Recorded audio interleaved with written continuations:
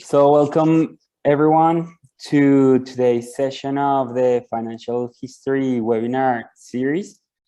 Today I am very pleased to host Javier Mejia, who will be presenting his paper, Modernizing Elites in Latin America, Social Network Evidence from the Emergence of Banking in Antioquia.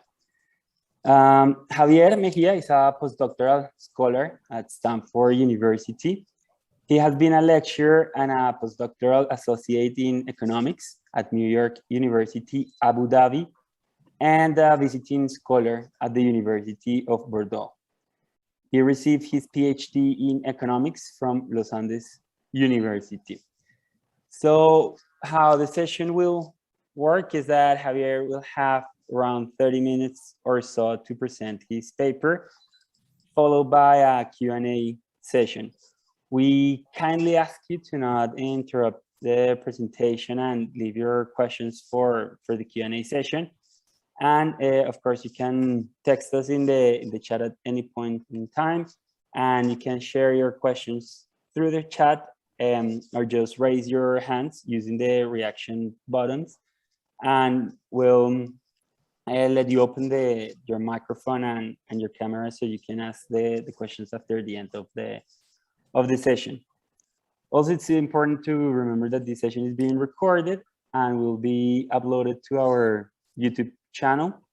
We will send you the links in the chat later on. So welcome everyone once again, especially Javier. It's a pleasure to have you here, and the floor is all yours.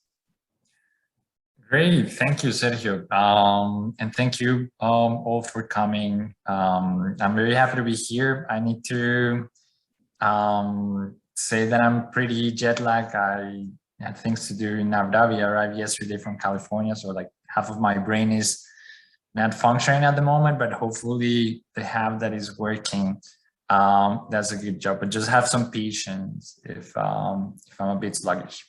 So I'm very happy to present this this paper. So this is a sort of spin-off of a larger project in which I've been working for about a decade now, in which I try to understand how social networks played an important role in the emergence of a modern economy and industrial entrepreneurship in particular. But so what I tried to do in this paper is considering that, well, the data had been collected, and it was possible with that data to understand how elites have evolved, right? So basically, the purpose of the paper is to have a better understanding of this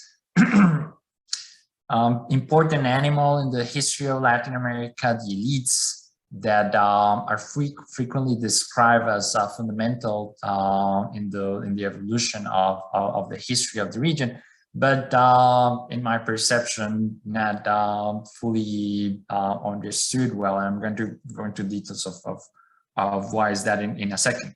But that's the origin of the paper. It's supposed to be part of a volume edited by Felipe Valencia on the new economic history of Latin America that tries to gather some of the most recent research in the field. And well, I'm very excited about that. But so let me start motivating the issue. And let me see, okay, yeah, by sort of describing the large question that inspired this paper, right? And the origin of it comes from a sort of paradox in the study of elites in general, right? And the paradox consists on the fact that frequently, and this is a common perception not only in the public opinion, but many intellectual traditions embrace this type of idea, that elites are this sort of cohesive community, right? And elites are frequently described as these sort of monolithic entities that have common interests and that shape and control the world, like more or less with their fingers. And more specifically in economic history, when you think about the emergence of modern capitalism, it is frequently described how this resulted from the efforts of this fairly cohesive class of you could call that the bourgeoisie or the large capital, that had common interest, and that, well, ended up shaping the system into what we know nowadays as modern capitalism, right? And although there's clearly a lot of evidence and of this process, it is also clear when you look at entrepreneurial history that when you look at specific individuals within these elites, you recognize how in their daily activities, what they're doing is actually competing with others, other members of these elites, right? And here you have this like aggregate process of creative destruction, which at least at an individual level, you're basically trying to destroy these other fellows of the same community in order actually to survive and keep your privileges or gain additional advantages, right? So the paradox consists basically in how you can reconcile this individualistic competitive behavior with this aggregate sort of cohesive or well-synchronized behavior of elites as a social class. So what I try to do in this paper is try to think about that issue, thinking about the elites as agglomerations of individuals, right? So I move away from thinking in elites as this broad notion of a social class, and I try to get evidence from individual level and describe how these individuals interacted and how you can have aggregate patterns at a community level, right? And I try to do that with a very specific context, which is going to be the modernization of Antioquia. I'm going to tell you more about the empirical context in a bit. But in this context, I'm going to focus on bankers, which are going to be this component of the elite that is going to bridge the traditional economy with the modern economy. And I'm going to focus on these bankers, and I'm going to explore how they interacted among themselves and with other members of the elite. And hopefully this will give us some good understanding of the community based on the individual behavior, right? I'm going to tell you that the data that I'm going to use is magnificent, and hopefully you are going to agree with that. And it's going to be, again, individual level data that is going to take place in a network setting. So I'm basically going to have social networks of this community, of the elite of this region over the 19th and 20th century. And I'm going to see this network evolving. I'm going to have outcomes at business level, right? And the way in which I'm going to analyze that data is using conventional econometrics in a network setting. I need to say that this specific paper, as it's intended to be part of this this book that is directed to a large audience, is not particularly, I don't want to say rigorous, but like it's strict with the econometrics behind it. So if you are pretty interested in identification issues, probably you're not be fully satisfied with what I'm going to show you here, but that is not really the purpose of this paper. This paper is rather intended to be descriptive and thought-provoking and suggestive of potential explanations rather than sort of like a stringent causal inference type of paper. So I need to anticipate that to begin with, right? I have other, like this agenda that I work on has other papers that hopefully would be more convincing in that sense, but not this paper. Okay, so let me start describing you the context and the data, and hopefully this would motivate even more this exercise. So the first thing is that I'm going to be studying Antioquia. This is this region in the central part of Colombia. That means this region in the northern part of South America, up there at Los Andes, a very isolated place. For centuries, it was disconnected not only from the coast and therefore from the rest of the world, but also from the rest of Colombia, right? The largest city in this region is Medellin. Probably you visited Medellin, or you heard of it. Nowadays is the second largest city in Colombia. And back then I mean in the mid 19th century, when modernization begins, it was a fairly medium-sized village, if you want. I'm going to show you a picture in a bit. So this is the region that I'm going to be studying. There are several reasons why this region is particularly interesting.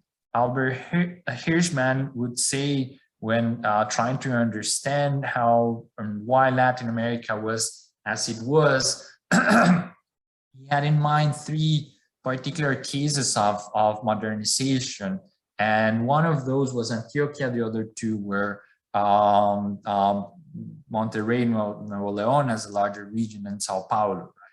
Regions that modernize outside the traditional, like, political, let's say, chain of power, and had the traditional attributes of the Latin American modernity, right? So a good part of the conventional elements of industrialization, but at the same time, the high inequality and the high presence of informal activities and the influence of family-related issues. And Antioquia is one of this. If you compare Antioquia with this other, and not just with Nuevo León and Sao Paulo, but the rest of the industrial poles of the region, you have also some specificities that I think make it convenient for this type of exercise, and probably even a bit more interesting than the rest. And probably the most important of those is that the industrialization of the region happened as a rather isolated and home-driven process, right? So it was basically the elite, a very isolated elite, that led the industrialization process, right? So I can actually show you this very fast. When you compare and when you look at the owners of the industrial companies in the early stages of the industrialization process in the Americas, in most places of the continent, what you have is a very important role of immigrants, right? However, in Antioquia, that was not the case. Only 5% of the owners of these new industries were immigrants, right? The rest of them were locals, basically members of this elite that, as I was telling you, was very small and very isolated. And that's great for several reasons. And probably the most important one is that that makes it feasible, this aim of reconstructing a complete network. I don't know how many of you are familiar with network settings, but there's this hypothesis of the small world, or the 5 degrees of separation, which basically suggests that very rapidly you can be connected in the real world with anyone else, right? So we are more or less 5 degrees away from Bill Gates or from Lady Gaga or whatever, right? So that's 5 steps. It's like very close, right? And the practical implication of that is that if you intend to construct the full network of a given community, eventually you would have the bridges that connect that community with the rest of the world. And therefore, what you would have is to connect the entire world and have a network of the entire world, which is not a feasible task for, at least for the current technology that we have. But if it's reasonable for a given setting, is this setting, right? A very endogenous community, quite isolated from the rest of the country and the rest of the world.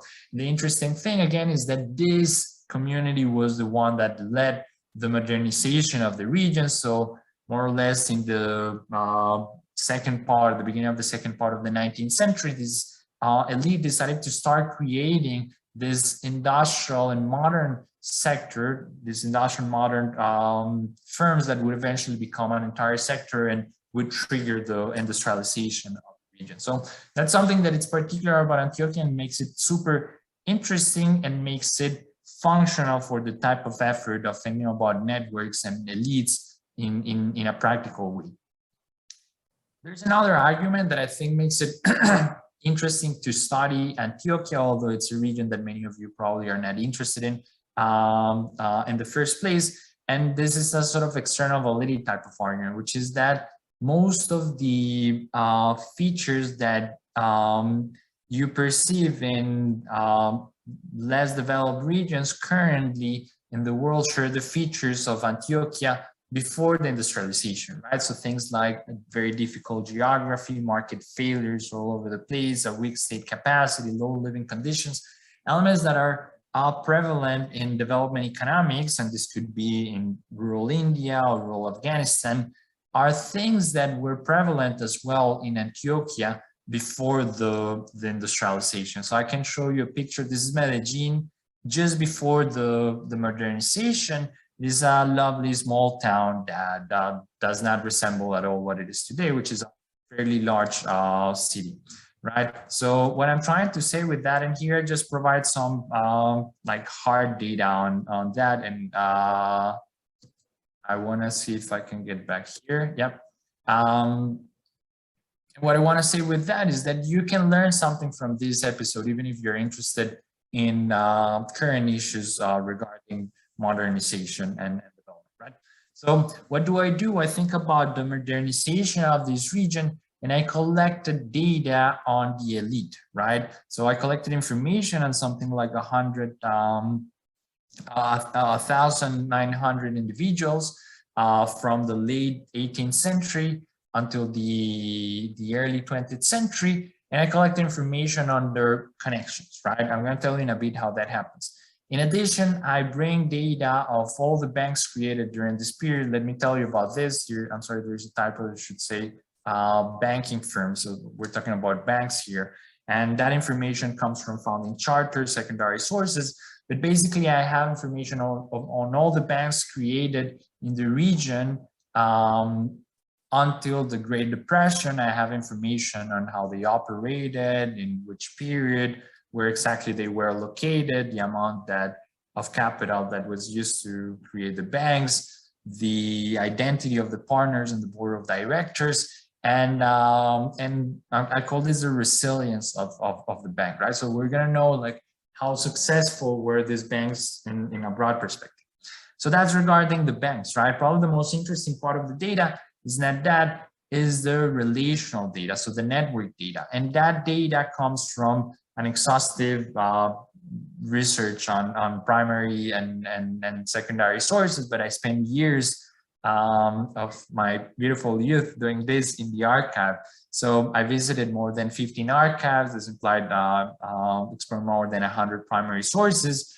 And I constructed the data on the network following the two classical approach in sociology to reconstruct social networks. So one is a descending sampling approach.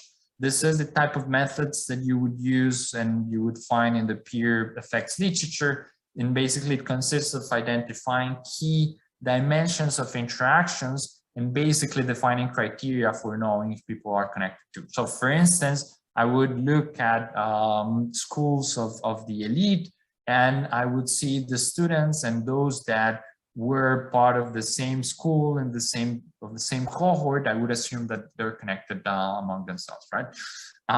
That's great. That has many problems. One of the problems is that it only captures information of public spheres of interactions. So for instance, following that approach, you get just a handful of women because of their role at the moment in public spheres of interactions. However, you would clearly have a biased sample if you do not include a larger fraction of women, right? Because they were important in private spheres of interactions and they were fundamental connecting the network, right? So I follow a complementary approach, which is an ascending sampling. That's fundamentally a snowball sampling approach. And the way in which I do that is that I identify a couple of highly visible figures that you would expect to be very well connected. And you would look at the connections that they have, and you would look at the connection that those connections had, and in that way you grow the sample. That approach is great in many ways. It captures these private spheres of interactions that I was describing. So family connections, friendship, are possible to gather through this approach. And it's also great because it allows me to identify individual by individual, and in that way I can construct the attributes of each of these individuals, and that would be functional in the econometric specification. But This is probably very abstract at the moment. You might need some like very specific examples to understand how the data is constructed. And I realize I'm starting to run out of time. But to give you an idea, some of the sources that I used were the genealogies of the period. So in the Hispanic tradition, there's this long interest for lineages. So there's people that have spent their lives writing these compilations of lineages for this region. And this is how one of them looks like, right? So this is the entrance of the first Mejia that arrived to the region, right? So what you have is the full name of the guy, you have some biographical information, you have the full name of his wife, you have the list of his children, and there you have some ID to identify in the same source those individuals and recreate the same type of information. I look at all the genealogies of that region. Those genealogies, unfortunately, have a bunch of biases, why exactly certain lineages show up and some others do not. It's hard to tell, so I complemented that with baptism records. There are many great features about this setting. Pretty much everyone is Catholic, and in the Catholic tradition, it's really important that you're baptized, otherwise it's very likely that you get sick and you die. That's what my mom would say. But in any case, this is almost a census, right? Pretty much everyone is here, and what you have is this type of information, the name of the baby, and describes that is the son of this person, this other person. Something that is fantastic also about this Hispanic setting is that we have two surnames, right? So our first surname is the first surname of our father, and our second surname is the first surname of our mother. This is very helpful to reconstruct the lineages in a very precise way. I also gather information on the business activities. So this comes from mostly from constitution documents of firms. And what you have are these type of things. So these are, you have the shareholders, you have the name of the capital and what the activity of the firm was. I also systematize information on narratives that describe all their more subtle type of interactions. So people would describe that this person and this other person were friends, and they happened to make business of this type in this moment in time. And I code all that information of a qualitative nature, and with that, I extract information of social interactions.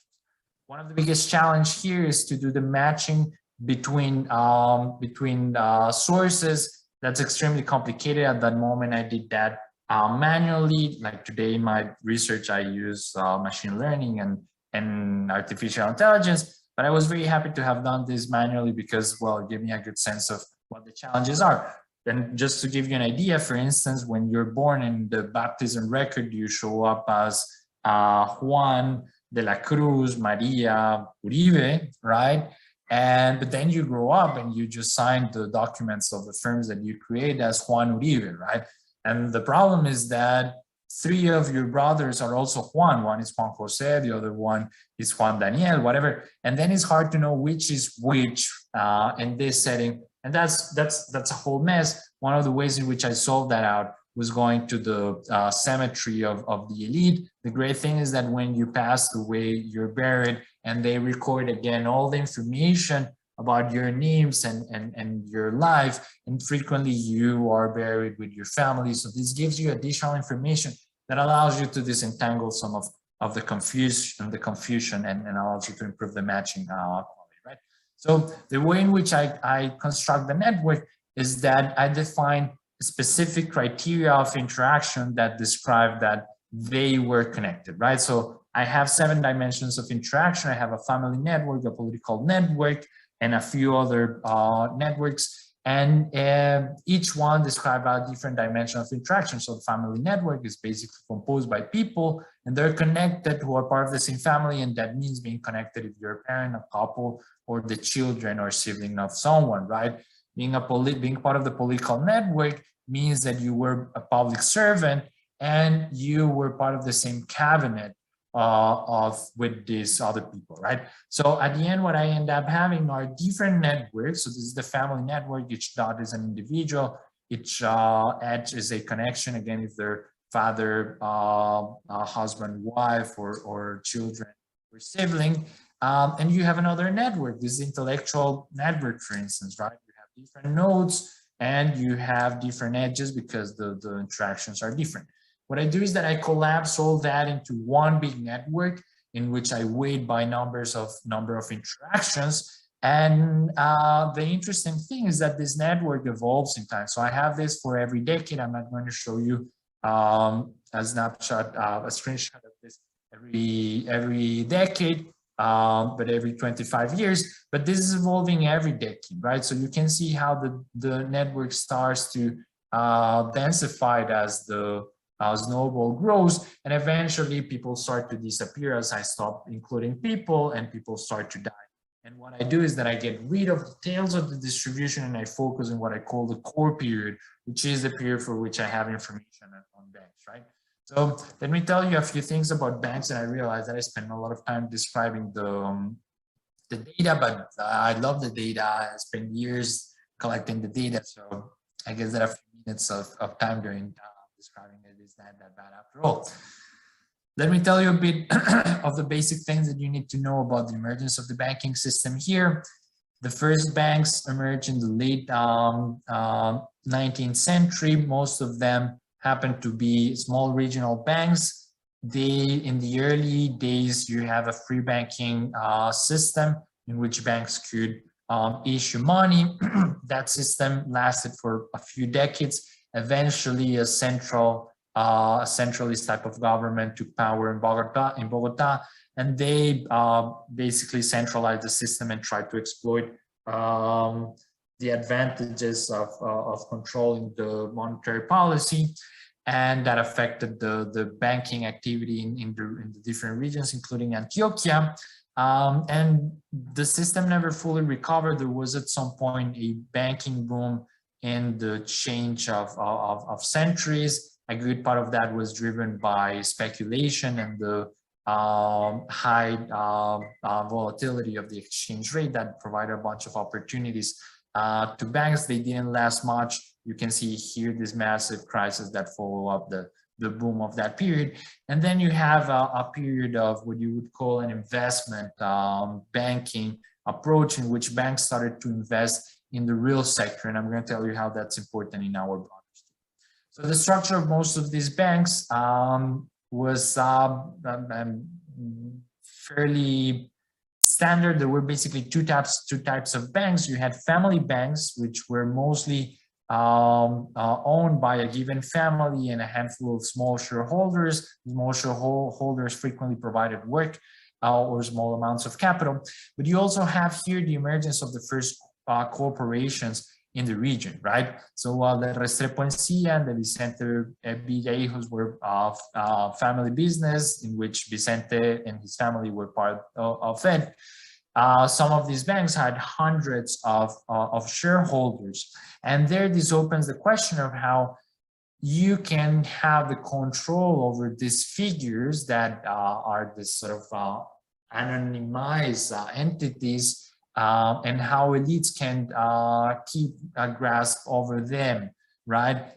Probably it's not surprising for many, but here there's a very concrete a tool, which is the role of commercial houses. Commercial houses were the classic figure of organizing family businesses. So most families had their commercial house, and they performed different businesses under that figure. So what many of them did was basically own a large extent of stocks in many of these banks. And through that process, they control the system in a larger perspective, allocating resources into the areas of interest, right? I'm going to show you more of that in a bit. So if you start thinking about bankers as pieces of the elite, probably the first thing that you want to do is to think about how they differ from other pieces of this community, right? So if you think about the average banker and how different it was from other members of the elite, the first thing that you recognize is that it seems to be a more traditional type of elite. So if you compare it with industrialists, for instance, what it seems to be is that they were less educated. They had larger wealth before the modernization, so they came from wealthier families. they had a lower probability of living abroad. Things that were just the opposite with industrialists, right? Industrialists seems to have been this part of the elite that were more exposed to the rest of the world, to modern ideas, to access to knowledge related to engineering, and less to this tradition of like old money, if you want, right? So that already describes how these bankers were different from other pieces of the community, right? But what about when you look within the community of bankers? The first thing that you realize is that there was a lot of heterogeneity. I could look at this in like many different levels, but something that is quite salient about some of the most basic things is how the distribution of capital work here. So the median banker had investments of about 800 pesos, and that's something like 20 times the GDP per capita. So just to give you an idea, these are not just like small amounts, these are fairly large amounts, but that's nothing compared with the resources that had invested some others. Like the top 10% has like 9,000 pesos, and the 1% for 40,000 pesos, right? So if you look at more detail into this distribution, you also recognize that what it seems to be happening behind this is not only that there's some people that had more money, and of course they could invest more, but they have more active roles in the management of this of these companies, right? So most of these bankers were just people putting their capital to rent, but a handful of them, and those I would call them rentiers, but a handful of them were actual entrepreneurs, right? And they were part of the board of directors, and they were making decisions, right? And there are ways to show that the amount invested and the seat in the boards are correlated. So people would that had invested more money were more likely to be part of the board. And when you start to bridge this again with how other members of the elite and the intersection between bankers and other members of the elite was important, you recognize that industrialists, for instance, were more likely to be these banking entrepreneurs, right? So those that were bankers and were also industrialists invested much more money. So we're talking about twice as much as those that were non-industrialists. And also they were fairly more likely to be part of the board of directors, right? So you're already like identifying that some pieces of these sub-communities were overlap, and they had very specific type of behavior that differ from other parts of these communities, right? And a very specific way to describe this is, for instance, showing you this example of the Vasquez Correa. The Vasquez Correa was this community, was this two set of families fairly interconnected among themselves, that created two banks basically. One was Vasquez Correa and Cia, but also they created Banco de Sucre. And through those banks, they channel resources to the creation of a whole range of businesses, a good part of them in industrial activities, right? And it's quite clear how the purpose of those banks was fundamentally that, right? Accessing funding to other type of activities, right? And that's going to be eventually an additional piece that is going to fit into the puzzle of how these communities evolve towards one specific type of. So I'm going to start like wrapping up, but before doing that, I want to describe how the position in the network that these individuals had mattered, and in a very specific way. So when you think about the those that were bankers and how they were bankers, you see that what seemed to matter in terms of the position of the network was quite clear. What mattered was the number of connections that they had. All the other things that you can imagine from a structural perspective, how influential were their connections, or how influential the connections were, those things didn't matter. What mattered was that you had many connections. Those that had more connections controlling for other observables not only were more likely to be bankers, they invested in more banks and they put more money in those banks, right?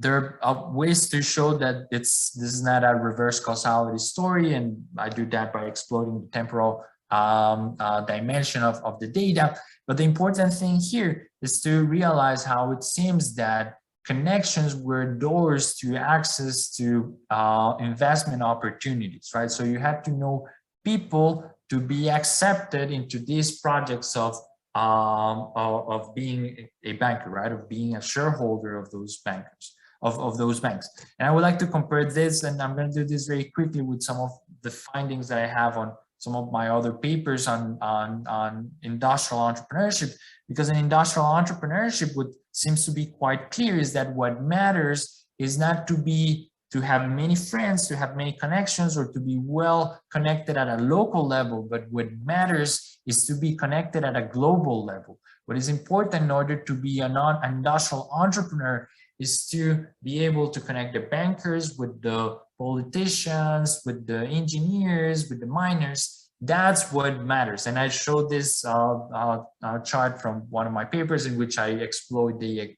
exogenous variation that comes from the unexpected death of members of the elite and how that shocks the network and could allow you to show that those that have an increase in global connectivity, that's the red bar, are the ones that end up becoming, creating more industrial firms, right? So again, what seems to be is that more connections provide you with more opportunities to invest money. Now, what's the value of that? Are you making more money because you have more friends and you have access to better opportunities? Well, that doesn't seem to be the case. What actually seems to be the case is that what matters is who you were connected with, right? So people would give you the opportunities to invest and you would invest more money, but that's not going to affect the profits of your portfolio. What is going to affect the profits of your portfolio is how far away you are from certain individuals. So the basic takeaway here, and this is a coefficient plot, so this is basically the value and the significance of each attribute in a regression where you have all the possible controls. So if you're a politician, you're you're basically investing in banks that do worse. So here, I think that the outcome variable is that one of your banks does not survive a crisis, or how many of those crises survive. And the other one is that your bank goes bankrupt, right? I think it's, I don't remember which is which at the moment. But again, the main takeaway here is that if you're a politician or you're closer, so it's for you, it's cheaper to get access to a politician, you're going to do worse. Your banking portfolio is going to do worse, while being an industrialist or being closer to an industrialist, it's going to be good for your portfolio, right?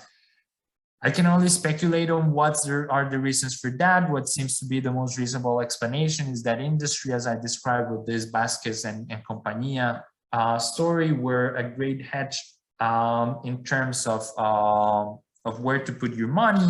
And being or influenced by politicians was not great in the sense that would push you into more volatile and activities that are were more sensitive to the political cycle.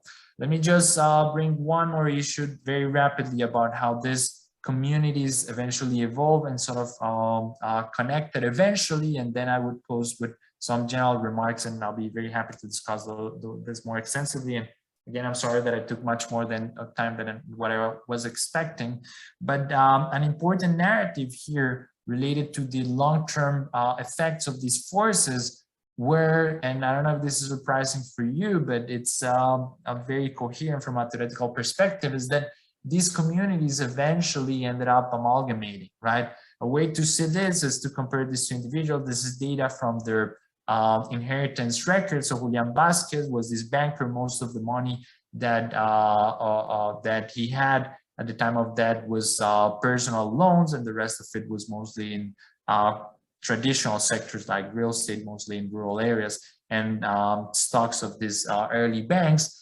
And when you look at his granddaughter, Vicente Bevilla, most of his assets when he died in the 20s were in industry, right? Although he still had some role in banking, right? And you can see how these families, and you describe how the connections of them evolve, push the whole elite into that direction. So this banking elite eventually became this industrialism that makes a lot of sense. So basically what I'm telling you is that if you were connected or you were closer to the industrialists, you were going to do better as a banker, right? So naturally, you either would like to do that and finding opportunities for doing that. And I described this with qualitative data about how you started to make business with the early industrialists and how you started in the long term to marry your daughters, your sons with these families. And in that way, you have these social forces that would eventually connect these communities. And again, we're referring this from individual behavior. So I want to close just wrapping up a bit the story here. The first thing is that you have these bankers that are clearly a diverse community. The average banker was this sort of traditional elite, but as I described, eventually they would amalgamate with this industrialist. And the reasons behind that are fairly logical, right? Bankers needed new business opportunities, industrialists provided that. And industrialists needed funding and needed the prestige that came from this old elites, right? And the mechanisms behind there are quite interesting. You have both social mechanisms described as this non-economic type of connections that emerge, like friendship, marriages, and so on. But you also have explicit economic mechanisms, right? I told you how commercial houses were actual tools in order to control these large banks to get involved in specific activities that were profitable in the short term, right? Your position in the network matters. It's not just that you wanted to be part of these large communities, but the more connections that you had best investment opportunities that didn't impact the performance of your portfolio, but your proximity to certain communities did impact that portfolio. And that eventually, it's very likely that had shaped the structure of this elite. I think this brings up some important ideas into how to think about the persistence of elites, which again is a common sort of even leitmotif in the history of Latin America. We describe the region as this region controlled by these families, but in most cases, they tell you about these colonial families that have political power and basically maintain the status quo. But what I'm telling you here is that when you look at a granular level, the data, at least of this region, what you have is not exactly that. You have a rather fluid community that is trying to adapt to changing times and is trying to embrace different type of mechanisms to survive and coexist with new forces. And hopefully this would encourage new research that uses individual level data, that thinks about elites interacting between local and national levels, and that thinks more systematically about social mechanisms. So when people think about family, what exactly means a family and what exactly is doing a family concentrating power and wealth, right? It's not just the unit of analysis. It's a very specific type of tool that it's conditioned by many things, and that provides a bunch of economic opportunities that needs to be better understood. So again, I'm sorry that it took much longer than what I expected, but I'm very happy and willing to hear your comments and questions. Thank you very much, Javier, for your presentation and for what's a very, very interesting paper exploring new regions and using quite novel methodologies to understand these issues. We have around 10 minutes, a bit longer, to have a discussion and questions. If anyone wants to ask any questions, please use the raise button or let us know in the chat, and I might open the discussion with a couple of questions while people ask us their own questions. So you do have in your paper a deeper discussion about the methods you used to understand the difference between the industrialists and the bankers, and we'll use standard econometric regressions for this. And what you show us today is the network analysis. I was wondering, in terms of the methodology, to what extent can you start as arguing causation rather than correlation using these alternative methods of network analysis, particularly in the sense that although you divide both groups, well, separate them between bankers and industrialists, or this common group of banker industrialists, it seems that they are all part of family conglomerates, and these commercial houses were the ones leading the development of Antioquia and how different groups form as bankers or industrialists. So if you could expand a bit more on that, or perhaps if the central role was still for the commercial houses. Also, another question I had was in terms of the, and you mentioned a bit of this in the paper, but putting Antioquia and the development of this region's financial sector within the broader national financial industry, because you said there is in fact the shock at the end of the 19th century due to regulation, and that affected how banks appeared. But perhaps if you could expand more on how the development of the country affected the appearance or liquidation, the end of the life of some of these banks, or if it was the region affecting the overall country's financial sector development. Great. So if you want me to react now, the first thing that I need to say is that both are great questions. So the issue regarding causation in networks it's a massive issue, right? So compared with other empirical settings, I think we're decades behind, I guess, the credibility revolution. And the main reason is, as you described, everything is interconnected, right? So everything is correlated, which is the main source of usually of endogeneity. So in this paper, I'm pretty loose in that aim, but some of like my other papers are quite careful.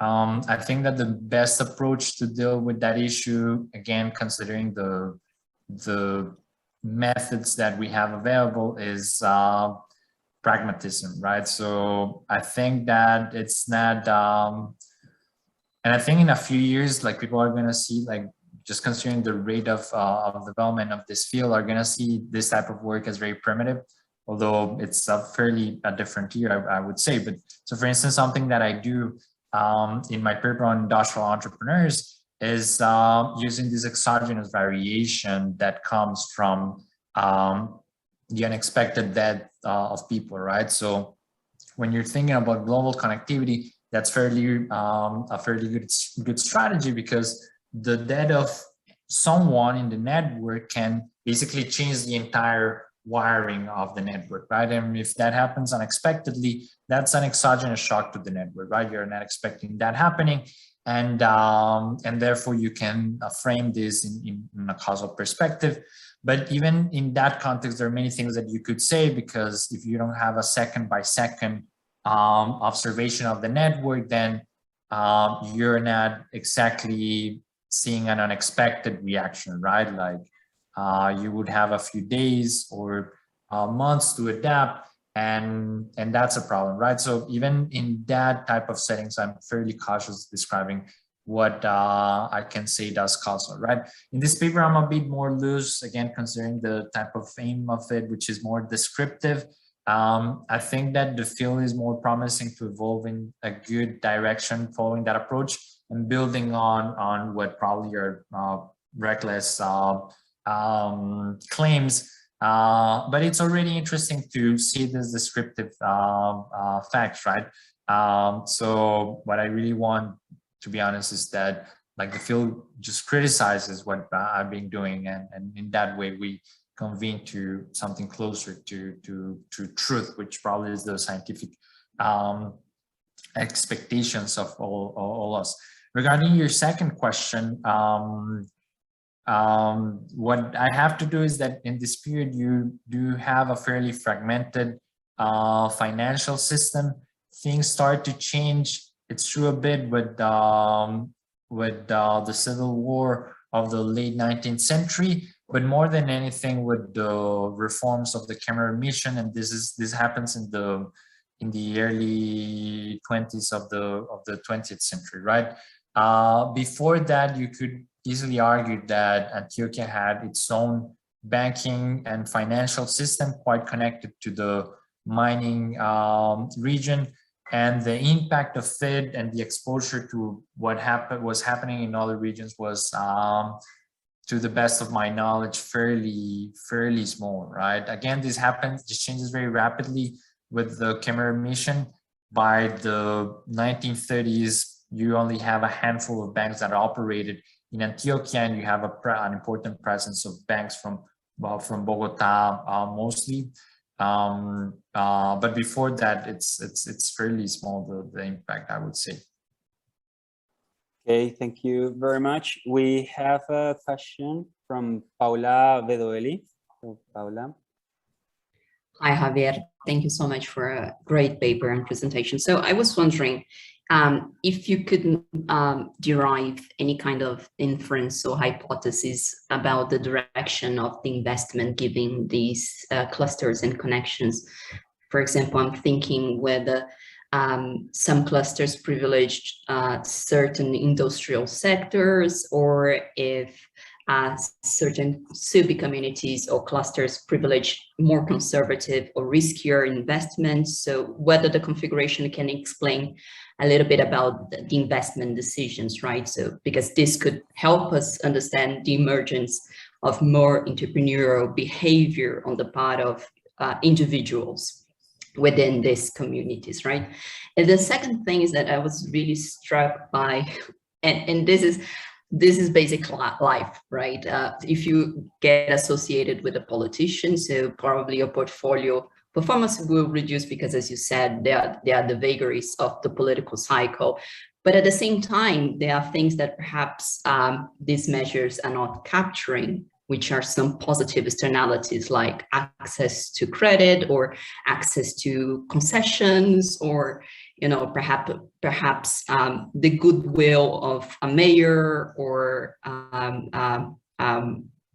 parliament member. So I was wondering if you could comment a little bit more on how politics can color a little bit your story.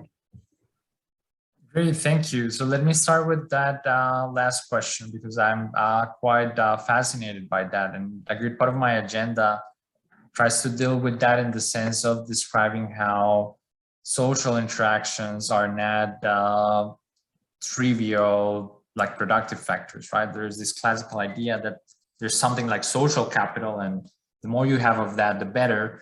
But the point is that social interactions constrain your behavior in many different ways, and different connections are good in different contexts, right? So the profits of social interactions are highly context dependent. And I think there's increasing evidence in other settings. For instance, in political science, there's some research on that. So I think that what you point out is like totally correct. So it depends exactly on what is your objective, because even the existence of these connections, despite this negative impact in the banking profits, is paradoxical from a theoretical perspective. Like, why the hell did you have then these politicians as friends?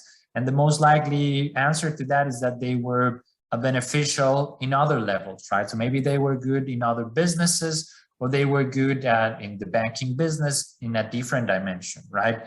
And I think we know very, very little about that. I think that sociology is decades ahead of us in understanding how social interactions, and I mean by that non-market interactions, benefit different dimensions of our lives and constrain many other dimensions. And pretty much what motivates a good part of what I do in my research agenda is that, like, trying to understand exactly those mechanisms. So regarding your first question, which I just forgot what it was. And so if you remind me very rapidly. That's absolutely fine. So it's about the direction of investment in industrial enterprises, Right, whether these right. connections help us explain more riskier behavior, entrepreneurial behavior. So I guess there might be something about access to information, access to external networks, like external to the Antiochian community. So I can tell you like a very specific result of my paper on industrial entrepreneurship, which is that the general result is that what really mattered for you at an individual level to end up being one of these industrial entrepreneurs to be involved in this risky activity of creating a manufacturing firm, which was a weird thing in this rural environment, was to be globally connected, right? So again, to connect different pieces of the society, right? That's the best predictor that you were going to be on industrial entrepreneur.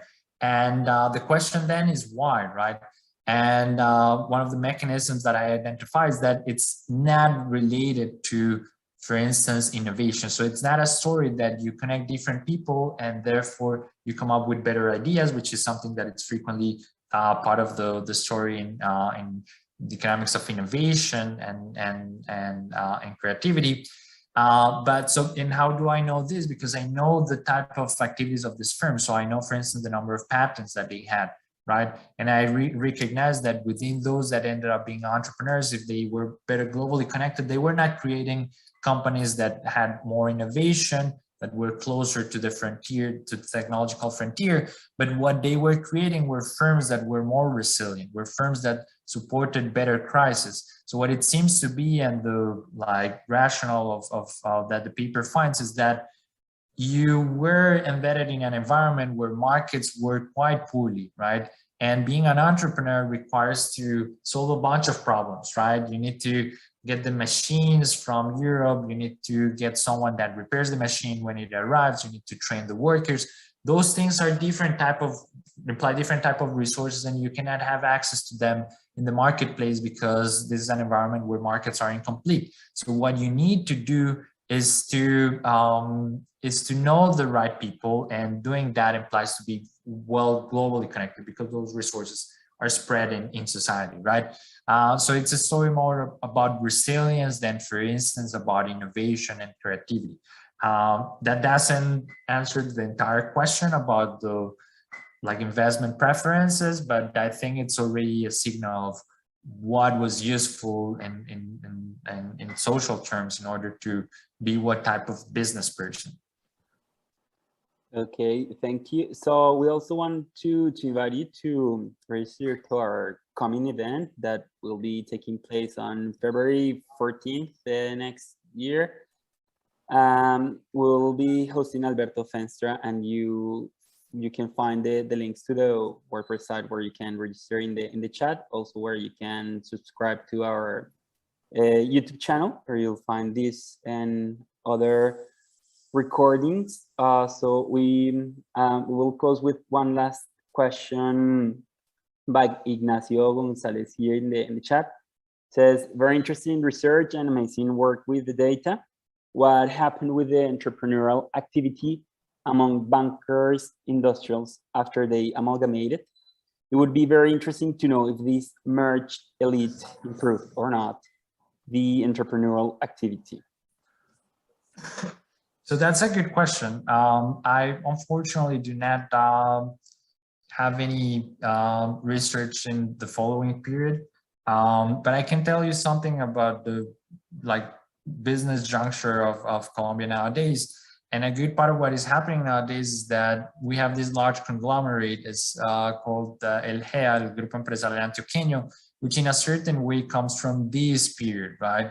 And what you had is this cluster has three pillars. One is a food company, the other one is an insurance company, and the other one is a construction company. And again, the origins of this come from this period. And what you have is this very cohesive and well-protected conglomerate that is supported in this long-term social interactions. And now, just recently, that the stability of that conglomerate has been threatened by an attempt of acquisition by some foreign elites, if you want. So this person is a banker from Bogota, you could argue, and an investment fund of Abu Dhabi, by the way.